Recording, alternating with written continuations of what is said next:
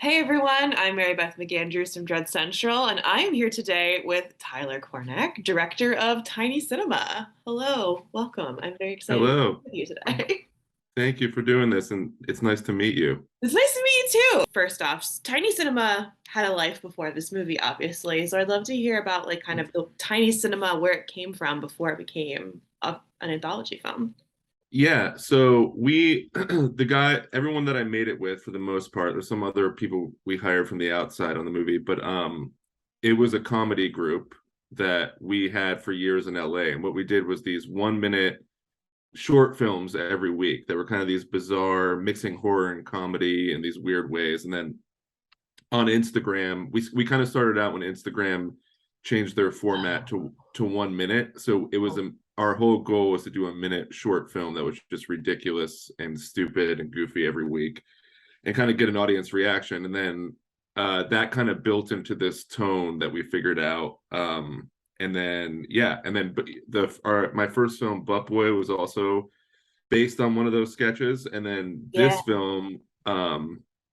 this film was just like sort of for me it was sort of like a goodbye to the the below the belt humor and that kind of jokes, because I feel at this point we've done it all, but we needed to make this movie to sort of cap off all of those silly premises, and a lot of them are larger versions of ones we already shot Oh, years ago, cool. and we Okay. extended them to make them a little bit bigger, and half of them are that, and then half of them are new as well. So Okay. So which yeah. ones are new? Which ones are new? Edna is new. um what are the other new ones? Let's see. I guess wait, it's Edna. Wait, the first one. I'm trying to remember all of them right now. Oh, Bust. Bust is new. Oh my God, bust. And the chapter I'm in is new. Okay. Those are the three new ones. The rest are old. So yeah. Cool. That's it. So I'm curious what, especially because these a lot like three of them already existed in some form, three were new. How did you kind of approach writing that frame narrative and then finding our host, who I love as our host? I think that originally, so we had shot the first and last episode first, kind of just like on a spec or with an idea, and we were just like, should we just put this out independently? We weren't sure what we were going to do, and then Epic and Dread came along, and they were just sort of great, and they were like, "Do you want to turn this into an anthology movie?" And that's when the host kind of came into play, Okay. just making it. How are we going to make this kind of make sense? We kind of wanted it to not make sense, and it just be this weird collection of 70s grindhouse chaos and unpredictable. You don't know where it's going. But we also wanted like our version of a Ron Sterling in the Twilight Zone, but it's just a little Yeah. crooked and weird and doesn't fully add up. And that's kind of the point, I guess. Yeah. And so, okay, you talk a lot about the sense of humor that you've had in like tiny cinema shorts before and now. And I'm curious, like, you obviously have a very specific sense of humor, which I love. It's like very uncomfortable, but also like socially funny. And I'm curious if there were any directors, movies, or anything that has influenced kind of your comic sensibilities.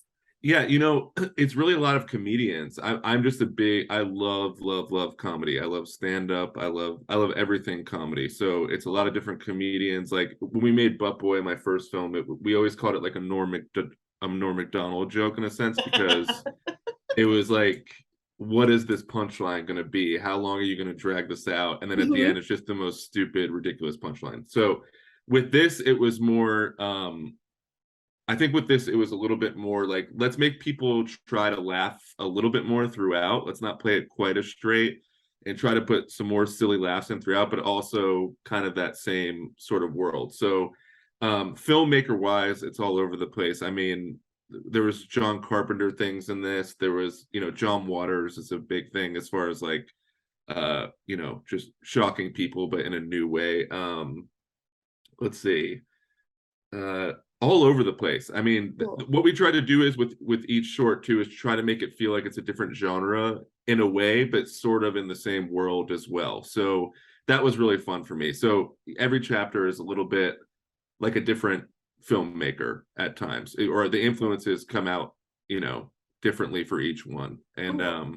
And yeah, I hope that answers your question. It does, yeah. Well, and Sorry, I just had coffee, so Well, and also, I mean, you said like the different genres because each short has like its own title card, and like Edna has a credit sequence in the front of it, and so Right. does the one you're in too, I believe. And so I love how you have like they feel like separate movies because they have these title cards. And so I wanted to hear more about like why you chose to do it that like have these separate title cards and how you chose these styles and kind of the thought process that went behind all of that stuff with the films.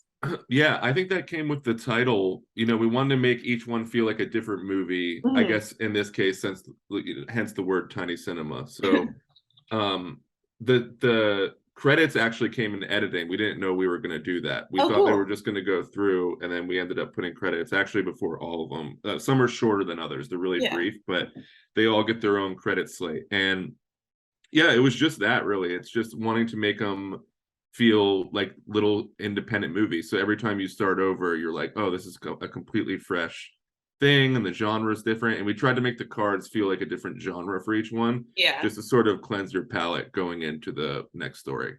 Oh, cool. That's awesome. Yeah, And so my favorite is game night because I love The Office, and that's what she said was an unfortunate part of my vocabulary for a very long I'm time. a huge Office fan too. I'm watching it right now. I rewatchability is incredible, but that It's insane. like incredible tone setter for the beginning, and you just jump right into it. So I wanted to hear more Thank about you. like where that idea came from and taking that's what she said and making it into like a cosmic horror, which is an incredible move. Oh, thank you. Well, I think it might even come from The Office a little bit. Originally, that was an old sketch we had years ago where Okay, yeah. it's a really short version of it, but our sensibility is we just always think it's funny when a man doesn't understand something simple and he's left out. Like there's just something funny about that. And we've kind of never seen that portrayed, but everyone or the guys I wrote this with especially, we kind of have this sense of humor where we create these fake scenarios in our head. Like we'll be speaking to one another and we're like, we always say picture, like picture, I have no idea what something means. And then we go down this tunnel of a tangent of how far we can take this little stupid thing. And that's literally what that sketch is. It's just that's what, and we always thought it was funny because it's kind of an old joke too. That's what she said. I mean, it's actually it's originated in Wayne's World, and then Michael Scott kind of took that from Wayne's World and brought it in. But we just thought it was funny because it's such a everyone knows that joke, and it's so stupid and it's old, and we just thought that would be the best one to go about it. Who is she? And everyone's Yeah, and of course you just have that he can start blaming women he's seeing and all of that stuff. So it's incredible. I was like, oh, okay, this is the kind of humor that we're gonna get. And it's like a very good. I like the tone setting. And that actually it's my next question that like might be a little bit nerdy and technical, but how do you figure out what order to put things in with an anthology movie? Like I have no like we I'm had curious. we actually didn't. I thought we were going to end up switching orders when we edited it. Oh, okay. I thought for sure that was going to happen, but we didn't. It was kind of written. I guess we just consciously did think of the rhythm and the genres and the Okay. tone, and this one would be nice after that and different enough to do it that way. Mhm. Because originally this wasn't an anthology film. It was just we were just shooting these separate things. It was those two chapters we had. We Yeah. didn't know it was going to be that. So it was also like, all right, how can we make it, how can we make it an anthology film? Yeah, yeah, yeah. Yeah, it was just feeling out the rhythm of it while we're writing. That's really it. Oh, cool. Yeah.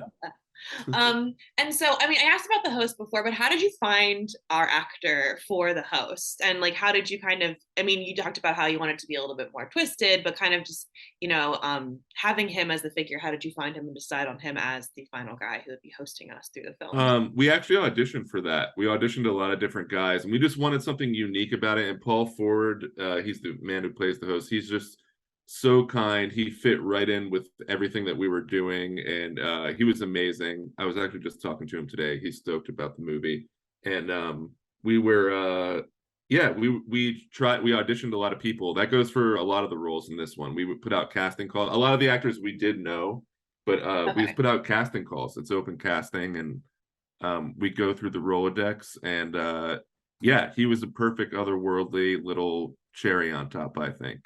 So I agree.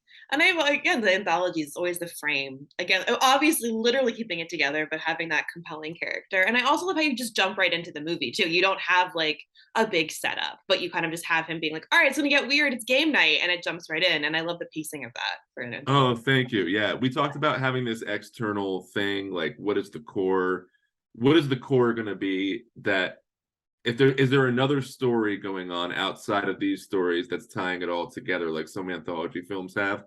But then we were like, we're kind of poking fun at the anthology, so let's just make it wild and crazy and weird, and that's kind of what it was. But thank you, I Yeah. appreciate it.